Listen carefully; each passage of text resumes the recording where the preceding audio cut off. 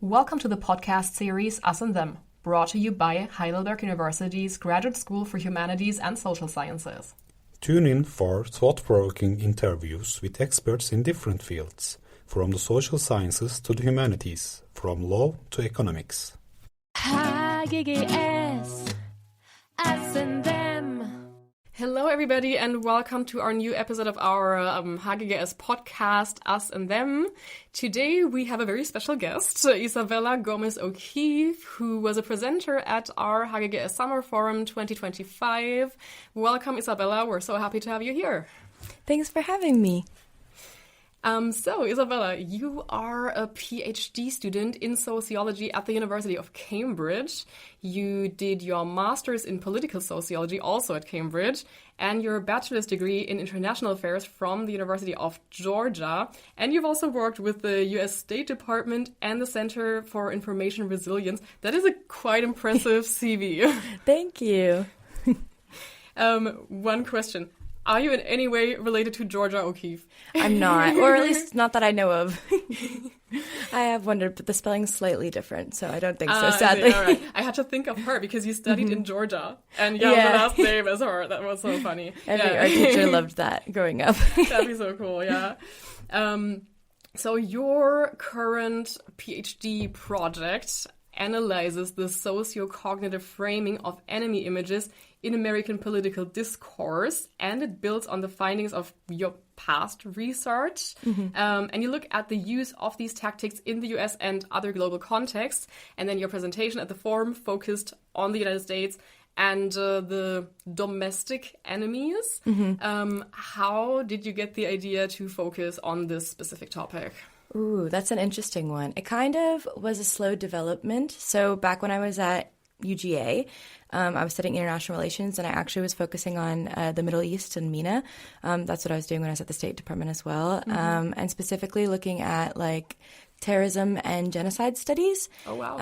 And the framing of that, and I looked at the Islamic State and the genocide against the Yazidi people.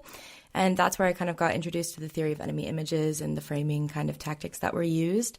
And then while that was going on simultaneously, Donald Trump was in power and the January 6th insurrection happened. And I started to see a lot of commonalities in the way the speech I was looking at in these very extreme moments of violence and like terrorism and genocide with kind of some of the rhetoric that was coming out from the current administration and other right-wing influencers. And I was really interested in understanding, I guess, how that theoretical framework could be applied to domestic American politics. And I think when I first started, like, there was moments where people were doubtful that, like, oh, this won't lead to collective action or violence. And then when the insurrection happened, I was kind of like, wow, this is what it's erupted into. And then from there was a lot to research, and I really, became passionate about the topic, and I've kind of stuck with it. Yeah. Yeah, you already mentioned the storming of the Capitol. That was a huge shock to the entire world. But in a way, it's amazing how it also inspired you to delve deeper into this topic. Yeah. So it did have at least some positive effect.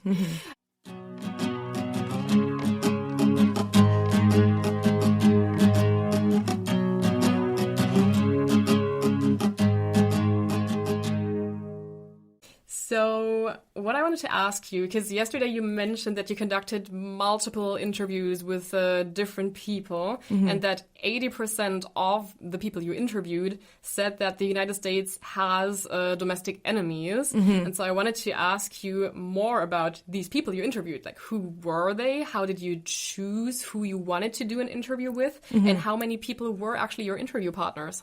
I need to think of the actual number. So the survey, that comes actually from my survey response. So from the survey responses, I got like 180 responses, I think. And then I did about 35 interviews total so far. And I actually originally wasn't planning on doing interviews and surveys. I originally was just going to do social media data. And then my supervisor said that he thought it would be a good idea to kind of use the interviews and surveys and talking to people to kind of better understand where the focus was, because it did feel at first like once Trump was elected again, it felt like interviews were kind of scattered, or enemies were scattered everywhere. It was really hard to understand, kind of narrow it down, because it was there was a lot, and it was a bit fragmented. And so then, yeah, I actually just did a public call through my social media and through LinkedIn. That was the first place I went, and that got a lot of responses. Particularly, there was a lot of people on the left that wanted to be involved, but to my surprise, a lot of people on the right as well. Really? But there was definitely a preference from people on the right for the survey responses because those were anonymized. I felt like it was tough to get interview respondents who were on the right who were willing to talk about their opinions openly in the interview. And I actually even felt like some of the people, when I did talk to them, who were like kind of held back a bit on their opinions because there was almost like a bit more nervousness as like me of what I would think of them as the interviewee. Whereas with the survey, I was very surprised at the unfiltered responses I got. And then a couple places that I specifically went to, I also emailed some Republican associations at universities and stuff. I didn't get as much feedback from them, but some got back to me. They sent it also out to University of Georgia's like ambassadorship program. So that helped. A lot of word of mouth. I have a lot of friends because I studied international affairs. A lot of my friends are in DC, so they just sent it to people. Some people working in politics, some people like, I think somehow it got through to some people like Republican politicians maybe. Like local politicians? I'm not quite sure. My friends in DC sent it to like some people and were like, yeah, we sent it to some people working in politics in the Republican side. And then the other thing that was really helpful is I actually went to an evangelical Christian high school, even though I'm not evangelical Christian. So I called one of the teachers that I still have like contact with, who's one of the head teachers at the school. He's like not the principal, but like the assistant principal maybe. And he sent it to all the teachers, and that helped a lot. And that was really interesting because I think a massive part of the kind of Trump movement and even the enemies that are happening, it's a lot like grounded in evangelical Christian faith, especially in the South. So that really helped. And that religion gave me a whole new aspect to look at. I see. Actually, that was also one of the questions you got yesterday. I just remembered the connection between being Republican, being a Trump supporter, and being Christian, and then basically saying, oh, everything that's not Trump, everything that's not MAGA is like against Jesus or something. I thought that was super interesting. I know, it's super fascinating. There's even like there's a pastor in like where I grew up who runs one of those big mega churches, like big evangelical mega church, and he had like a lot of pushback and flack, and people were going after him actually and saying he wasn't a Christian. They even like published something about him because he held a conference for parents of gay and transgender youth and how to help them and how to I don't know, include them in the church, and people literally were so upset. And I think it just goes to show like how deep these like kind of enemy images are entrenched also in the church, that they were calling that he should be like excommunicated and, you know, all those things. I mean, there's also this whole thing of books about being transgender, or books that just point to something like gender existing being forbidden in schools and things like that, right? That was also one of my favorite parts. Is I recently just went back to the school that I was talking about and interviewed the educators, and it's really interesting to me to see, like, it's not a main part of my research, but I was very interested to see how enemy images kind of make their way into education systems and how we talk about education. I think there's a lot of debate also about DEI and critical race theory and that sort of stuff in school. And they even told me when I was there that they had an initiative to bring in more people of color into the school, and that there were parents who left the school because they said it was anti-Christian. Oh my God, no. Yeah. That's terrible. Yeah. But I was actually surprised when you said that some people who are more on the political right were ready to be interviewed by you or fill out this survey, because I feel like there is this general hostility nowadays towards academia. And did you get any like hostile replies in the surveys? Like, were people attacking your research in any way? So, yeah, some people did, or like some people were a bit hostile, or they would like to technically say like academia, or interview respondents will be like, I know you don't agree with this, but this is what I think, sort of like in their answers. But I will say for the most part, like, I was surprised. I think the fact I got ghosted by a lot of the Republican associations that I reached out to, I was not surprised by that, but that was difficult. Some people, like one of my sister's friends told her that she like lied about her race on the survey because she didn't want to be traced back to her responses. Yeah, but I think I will say, like, I spent a lot of time on the internet and on social media in these, like, very far right, circles, and I read a lot, and I expected that the survey responses would be much more sanitized, and to my surprise, they were not. The enemy images and, like, how people were talking about certain things and describing certain things were just as extreme, and Wow. That was surprising to me because a lot of the people knew me or knew someone in my circle, and yeah, they still were willing to open up. But yeah, Right. I mean, it's kind of a parallel to here. Like, so many people are willing to openly admit, yeah, I voted for AfD, I voted for a right-wing party in the last election. I don't know, people just don't really feel ashamed about this, I guess. Yeah, definitely. There was, like, I even had an interview with somebody who I would characterize, they self-characterize as believing in, like, QAnon and those sort of conspiracy theories, and I found it so interesting the way they were, like, almost trying to teach me, like, give me resources and stuff, which is unique. Yeah, very interesting. So in your presentation yesterday, which, by the way, I loved, thank you. You showed us some profiles of alt-right influencers, and I was wondering, first of all, could you maybe give us some examples, like some of the most famous names that people might already know, and then could you say if there are some general tendencies that all of these profiles have? Like, what do they post about? And what is their consensus on what they call domestic enemies? Okay, cool. This is a good one, and I'm hoping I can think. So I have them I have all my influencers sort of characterized in different ways. So, like, there's people like, obviously, like Donald Trump, who's like a politician who's out there a lot, and like Elon Musk. And then I think you have like your high ranking or high profile influencers. So for those, I would say like Charlie Kirk, Laura Ingraham, Jesse Waters, Tucker Carlson. I'm forgetting it. Oh, Ben Shapiro, The Daily Wire.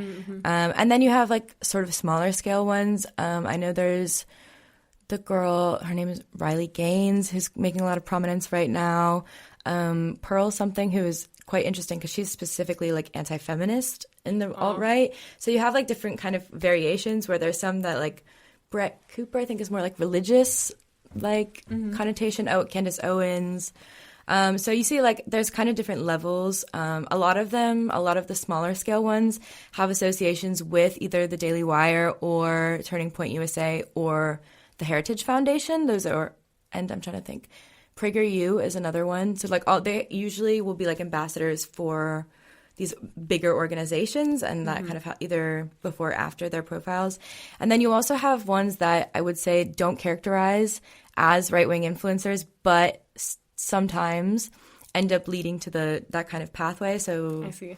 I'm trying to think of Joe Rogan is a prominent example of where, he doesn't self-characterize like that. And I think actually in my research, I try to stay away from ideological characterizations of the influencers themselves, because I know that it's more about how their audiences receive that. And then, you asked about the similarities of how they characterize enemies. I'd say, well, the biggest thing is I find it really interesting that a lot of them use like big text. So if you go to their TikTok profile, you'll have like I showed yesterday, it was like dangerously radical and big text. It's like, this is the thing that you're going to take away from.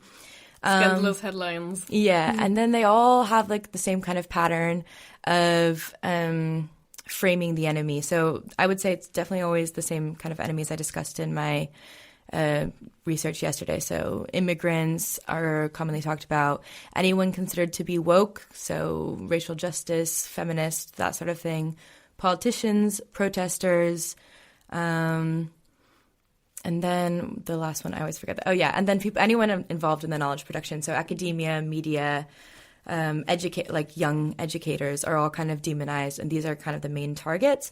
And then you see identification. Then that's identifying individuals with the groups, and also collaboration. That's a huge one. So like saying, they're all collaborating together. That would have actually been my next question, because that was super interesting. And then demonization. So like you have like the normal negative connotations of like always unflattering photos. So like if you have radically dangerous, the picture is going to be an unflattering photo of Kamala Harris. And it's, that's like little negative ways. But then it kind of goes into more extreme. I think probably the two worst, maybe three worst is that I see that are the most like harmful are dehumanization. moral exclusion, so like saying that they're immoral, and that links to the Christianity thing. And then the last one is delegitimization, so that also is like using historical terms that like immediately bring up something. So if you call someone a communist, it's immediately bringing back this historical view that the US has about communism. Or if you call a protester a terrorist. Oh, I see. You know, and then I think the interesting thing is you often see the framing that all of these influencers use almost verbatim reproduced in the comment sections. Or like when I use my algorithm, I have a right-wing phone. When I pull it up, like small-scale influencers or even just people who are just making a video from their house who don't really have a following, using the same sort of argumentation, the same sort of language. Like Demon Rats, for example, was used across the board on like literally everything I observed for my work and also for my PhD. Like I saw it both ways. Wow. So when you talk about the claim that all of these enemies collaborate with each other, I was wondering about this. So is it basically like the far-right influencers saying, okay, woke people, the political left, the immigrants, academia, they're all in this together to cause the downfall of our civilization? Because that sounds like a really bad conspiracy theory that many, many people fall for, apparently. Yeah, I would say so. It's like, I'm trying to think. A good one maybe is like the immigration thing. So like so much goes into framing immigrants as criminals and violent, and you know, trying to steal American citizenship, great replacement. That is like, there's a lot that just focuses on that. However, we saw with the election coming up, or like when the election was happening, they said, well, Kamala Harris, she conspired to let all these immigrants in, and she conspired to do it so that they could come in and vote illegally and steal the election. They're collaborating together, and she wants them to like take over. And I think that's a big part of the Great Replacement, which you kind of see echoed a lot in the immigration narrative, is like, oh, actually all these elites are conspiring to overtake the white majority sort of thing. So I think that's kind of how it works. There's times where it is focused just on one, especially if you have like a critical juncture or something happens, like with the murder of that girl, like in Riley, like that's a critical juncture, then that's just going to be focused on that.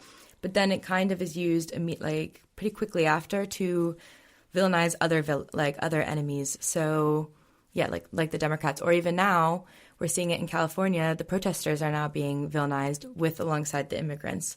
So it's kind of that transition. Same with Black Lives Matter. Like you hear references to Black Lives Matter all the time when people talk about Democrats, because they're like, well, you know, the way we framed Black Lives Matter as enemies, we're now going to use that in collaboration, and how we're going to frame Democrats as enemies and that sort of thing. Yeah, I remember that, definitely. So something I wondered is how is the United States actually different from other countries when it comes to defining itself against this domestic enemy? Because I feel like we can see the same tendencies in most Western countries, most European countries now, that we have a political shift to the right or even far right. And I would say if you ask Germans, for example, there would also be many people who would say, yes, we do have domestic enemies. And so I wondered, first of all, is it more extreme in the United States?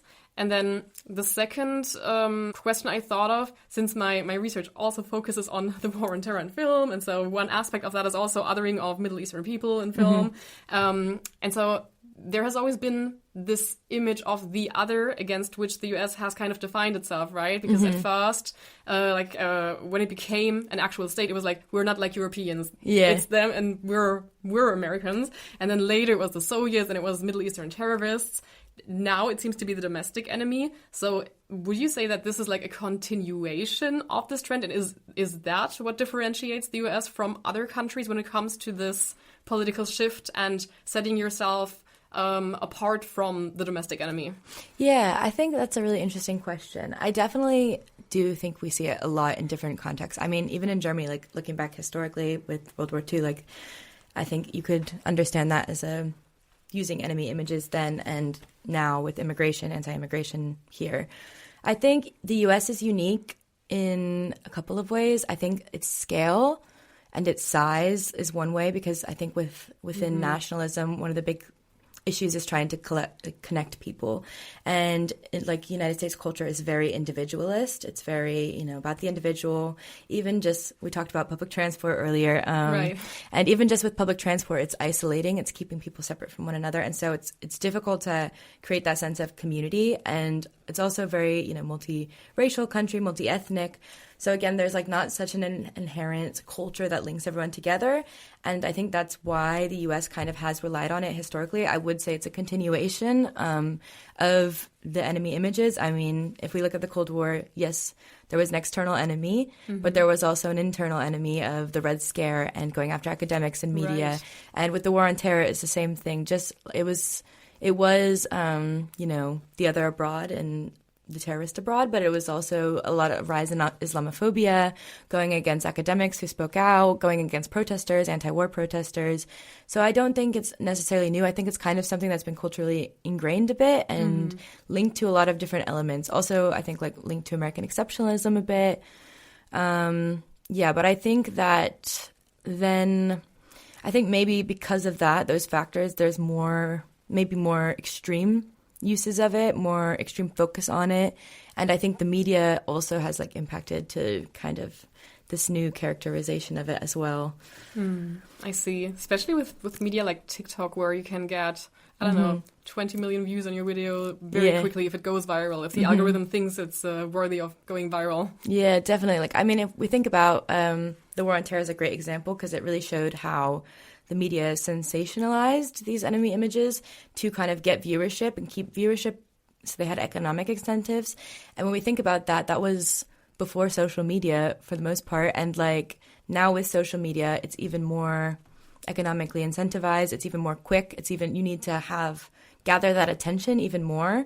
And all of those factors have just been heightened. So I think it really has led to a space where it can be on overdrive a bit. And we see, I mean, I think it's interesting because the influencer that I had in my presentation yesterday, Jesse Waters, that's a traditional media actor who's now using social media as a tool. He's a Fox News anchor, and he's getting millions of views and likes and every time he posts something. And yeah, it's like a new sphere that they're bringing it into. These actors are changing and they're adapting. And I think for many people, especially younger people, social media is like the source where they get informed about what's happening in the world, right? Like they don't read the newspapers. They go on TikTok, I assume. Yeah, exactly. Yeah. So we already briefly talked about how the Capitol was stormed and people saying that the election that Joe Biden won was fake. And so I just wondered, is social media dangerous, or does it make these narratives more dangerous in your opinion because it spreads them quicker and so maybe more people will see this and hear this? And does it also contribute to this increasing isolation of people more, that you're just in your bubble, you see what the algorithm wants to show you, and so maybe you're also less open to other points of view? Would you say that that's the case? I think yes and no. I think like from the process of like what we are seeing, it is very dangerous. It has heightened the danger. I think, like you said, like the isolationist, also because it's making these online communities that feel so real to people. And it's, I think that's a huge part.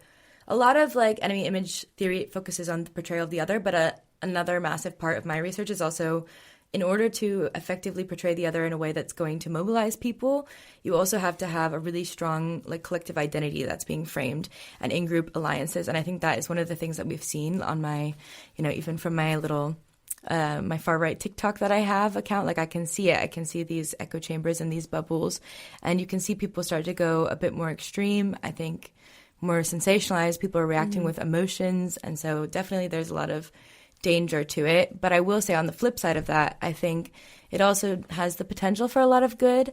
I mean, we see, positive mobilization from social media too. It allows people to kind of challenge what they're being told by, leadership and the media and politicians, like with protest movements like Black Lives Matter. I just thought of that one too, Black Lives Matter, the Palestine movement recently, also more recently in California, it's helping people organize and actually have a way of resistance. And I do find that really good. And you see people also, debunking or breaking down enemy images as well, and moving across borders and educating themselves. So I think it's kind of a simultaneous thing. I'm I'm not quite sure what the solution is, but yeah, I think yes and no.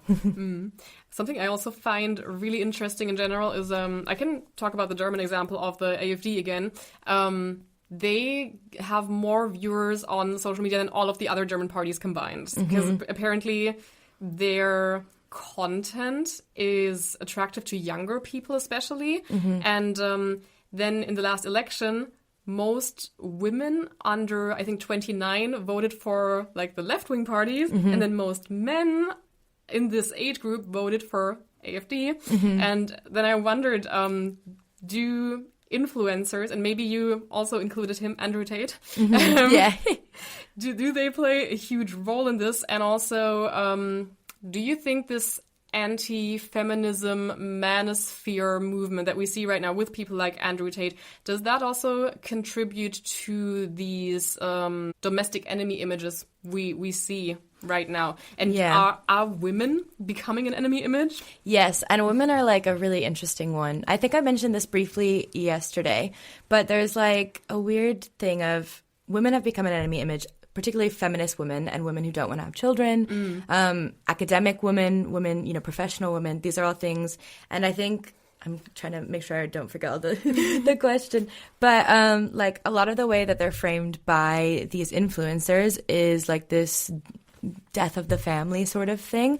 And I think influencers, if I had to try to summarize the narrative, it's this narrative of victimhood and you're being denied it. So if you can't, you know, get a beautiful girlfriend and you can't get a high-paying job and, you know, you can't start a family, you don't have all these things that you were promised kind of from the American dream perspective, well, it's because of these feminist women and it's because of these immigrants taking your jobs and it's because of the Democrats hiking up prices on things and that sort of thing. And they're being kind of sold this, it's everyone's fault and you're a victim and this is why you're not getting this thing. Because I think that's another cultural part of the U.S. that's used a lot in these narratives is the American dream of like, you can achieve anything and you should be able to have a white picket fence and a family with 5 kids and a high-paying job so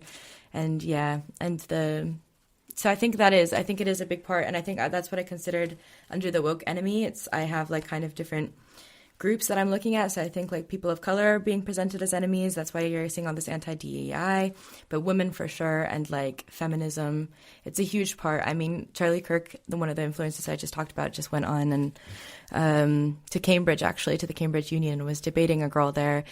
And he was saying that women are more unhappy because of feminism and that they would be happier if they're in the home. And, you know, a lot of his supporters see that and they replicate that. And we're actually seeing like a really interesting spin-off of like little like men who are trying to become like Andrew Tate. Like I actually know somebody from my school who started a sort of manosphere podcast. Really? Wow. Where he interviews other people I went to school with, and it's becoming like a trend actually of the reproduction of this content. Wow. Especially to refill the void. And yeah, also even after the election, I don't know if Nick Fuentes is another big influencer in the space, and he made a hashtag Go Trending that was your body, my choice right after the election. That's so it absolutely terrible. Yeah, it's definitely a big part of it. Yeah. Wow.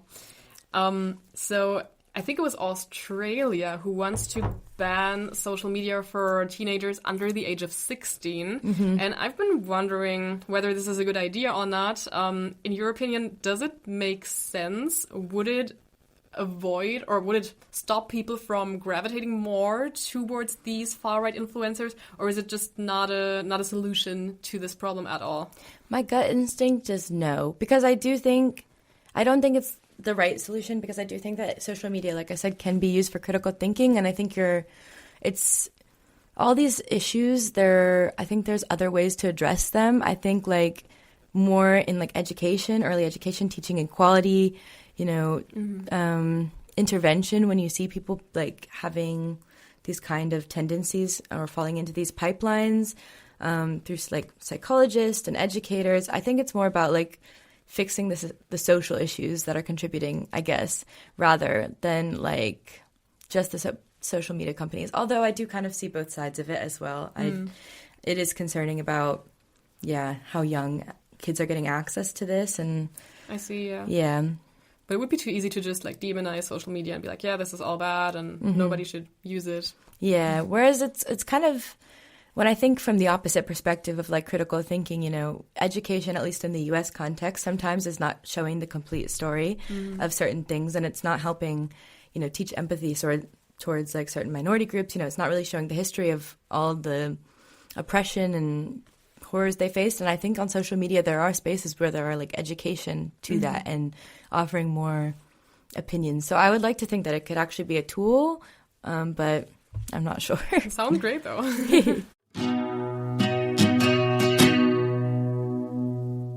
Last question that I wanted to ask you about your academic journey. So I don't know if you already know if you want to stay in academia or not, but I just wanted to ask you, do you already have any idea about what might be other research interests for you? What might be projects that you would like to focus on later? Or would you like to stay in this field and just continue doing more research on this?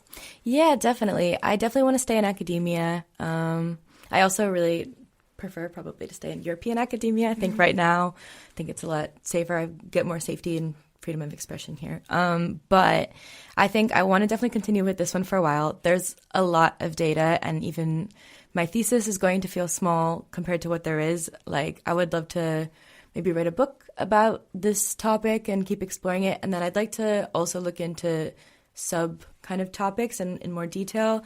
One thing that I've like been desperate to research in the future is I'm Cuban, and I really want to do like an ethnographic study on like the kind of far right support in the Cuban community. But yeah, I think like I'd also love to take it to different contexts as well. Like I've been really interested in looking in other European countries about how it might exist there, like Spain, Germany, Italy, post-fascist countries that have like come out of it, and how that residue has happened. And in the UK, it's definitely relevant. We're seeing moves towards that with, Nigel Farage and reform. Right. So I think, I think my theoretical framework and the kind of socio-cognitive framing and social media element of it will be my constant, but I would like to take it to more cases and case studies around. Super interesting. I would love to read this book. Tell me if it comes out, when it comes out. Then thank you so much, Isabella, for first of all being our presenter at the forum. Oh, thank you. And for being our guest on the podcast. Thank you to everybody who listened to this episode. And we'll hope that you will listen to the next one as well. Bye-bye. Thank you for listening to the HGGS podcast series, Us and Them. In this series, we bring you conversations with experts from a wide range of disciplines, from the social sciences to the humanities, from law to economics. If you enjoyed our podcast, we invite you to explore our previous episodes and subscribe to our channel so you never miss a new episode. Stay tuned for more insightful interviews coming soon.